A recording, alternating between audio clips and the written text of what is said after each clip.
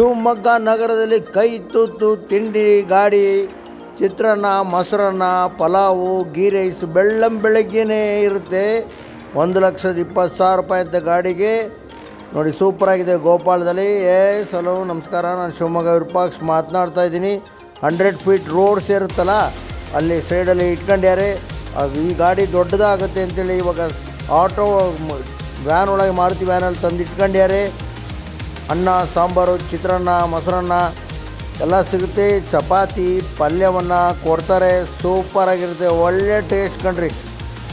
ಬಿಸಿ ಬಿಸಿ ಬಿಸಿ ಮುದ್ದೆ ಸಾಂಬಾರು ತಿನ್ಬೇಕು ಕಣ್ರಿ. ಅಪ್ಪ ಸೂಪರಾಗಿದೆ ಅನ್ನ ಸಾಂಬಾರು. ನಾನು ಸುಳ್ಳು ಹೇಳ್ತಾ ಇಲ್ಲ, ನಾನು ಹೋಗಿ ಪಾರ್ಸಲ್ ತೊಗೊಂಡು ಅಲ್ಲೆಲ್ಲ ಮನೆಗೆ ಹೋಗಿ ತಿಂದು ನೋಡಿದ್ದೀನಿ. ಸೂಪರಾಗಿದೆ, ಖಾರ ಹೋಗಿದೆ ಸಾಂಬಾರು. ಸಾಯಂಕಾಲದೊತ್ತು ಪಡ್ಡು ಚಾಟ್ ಸಾಲ ಮಾಡ್ತಾರೆ, ಪಾನಿಪುರಿ ಮಾಡ್ತಾರೆ. ನೋಡಿ ಬಿಸಿ ಬಿಸಿ ಬಿಸಿ ಬಿಸಿ ಪಡ್ಡು ಮಾಡ್ತಾಯಿದ್ದಾರೆ. ಅದ್ರ ಜೊತೆಗೆ ನಿಮಗೆ ಪಡ್ಡಿನ ಜೊತೆಗೆ ವಡೆನೂ ಮಾಡ್ತಾರೆ. ಉದ್ದಿನ ವಡೆಯನ್ನು ಮಾಡ್ತಾಯಿದ್ದಾರೆ. ಉದ್ದಿನ ವಡೆನೂ ಸೂಪರಾಗಿರುತ್ತೆ.